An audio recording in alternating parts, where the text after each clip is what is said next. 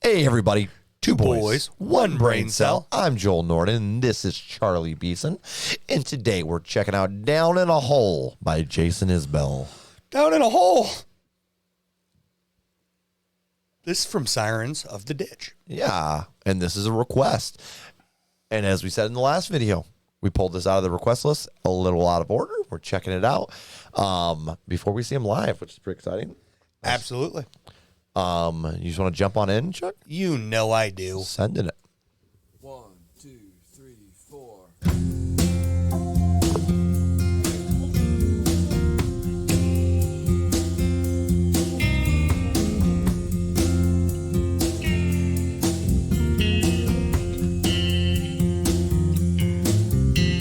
Standing in the window with his tongue hanging out like the king of something evil in a year-long drought, with a dirty white suit, a big white hat, a bullet in his pocket. No matter where he's at, he's trouble.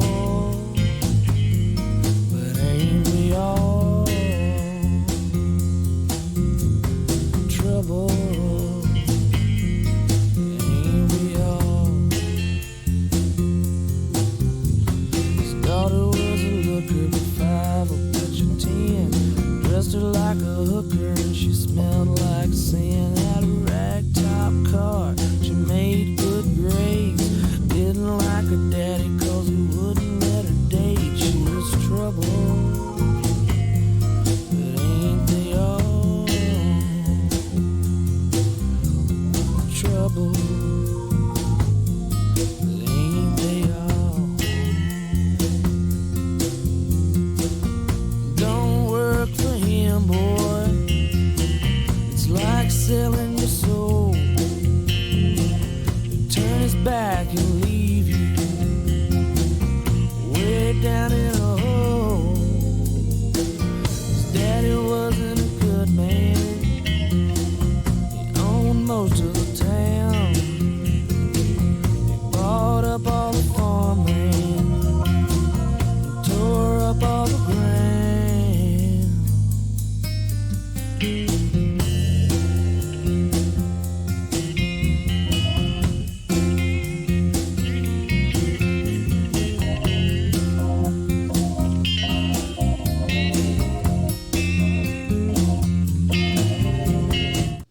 Halfway point, and this is what I'm looking for. Absolutely. Lyrically, this is a little bit more in line with that more the more modern Isbell stuff that we've listened to. Painting a picture. Painting that beautiful picture, telling a story.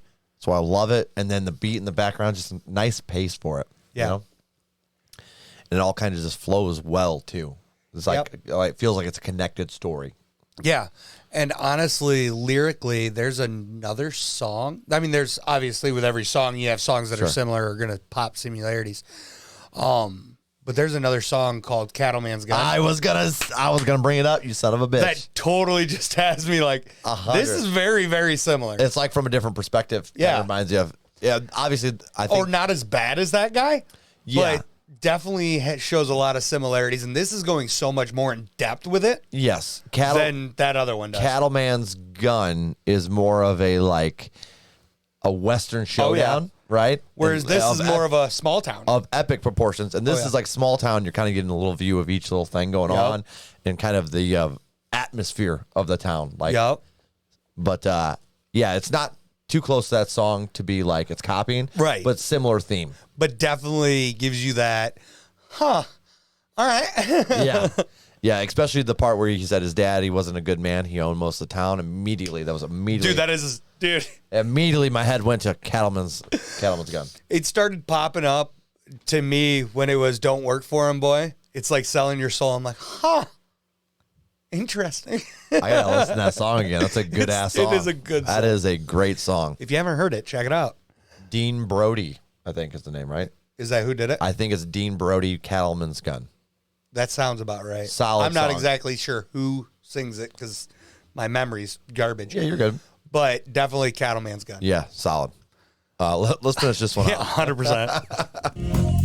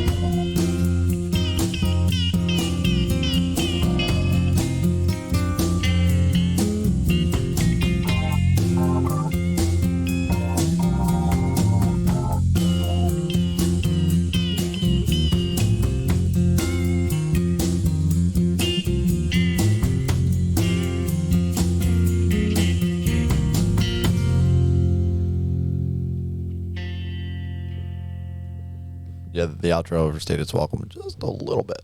Uh-huh. It wasn't even really that long, but it was just kind of unnecessary Yeah. because it didn't have a different tone than the rest of it. Really, Right. realistically.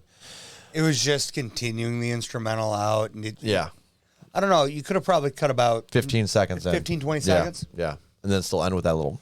Yeah. Yeah.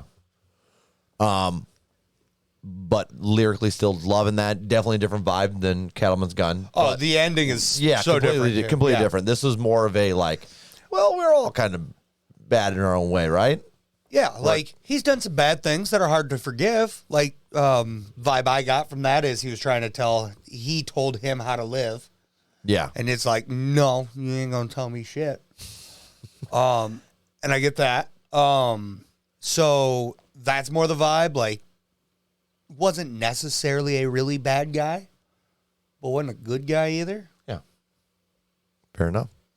Definitely hit the small town good guy though. It definitely felt small town, and it was a little more modern because they were talking about football games. Yeah. And so, like, Gave the thanks to God for. Cattleman's Gun is a lot more big bad guy. Shows up yeah. in small little town, very heavy Western feel. Oh, 100%. And this definitely had a little bit of a Western feel, but not overly. Yeah. So it's definitely different. Like you said, it had that vibe at certain lines. so- Small town Midwestern feel. Yeah. I don't know. I was more Southern for me, but Could be Southern too. Definitely small town regardless. not important, I guess, really, No. realistically. Yeah. Just our perspectives on the song. 100%. Rating and Chuckles. Ratings on this one.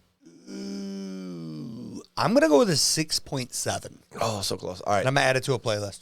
Playlist, 6.5 Okay. for me. Yeah. Definitely a very solid tune. I really like the way that it built up, like the story up behind it built up to this, what you felt was going to maybe get to a kind of an epic moment, and then just kind of, nah. Yeah, Which was oddly satisfying. it was. Agreed. The only real complaint I have about this song is the outro. Yeah, I agreed. It was just a little unnecessary. Yeah. It wasn't even that it was bad. It was just Right. unnecessary a little bit. 100%. I'm with that. Anything else want to add? No, that's all I got. Guys, we're two boys, one brain cell. Joel Norden, Charles Beeson. Until next time, guys. Peace out.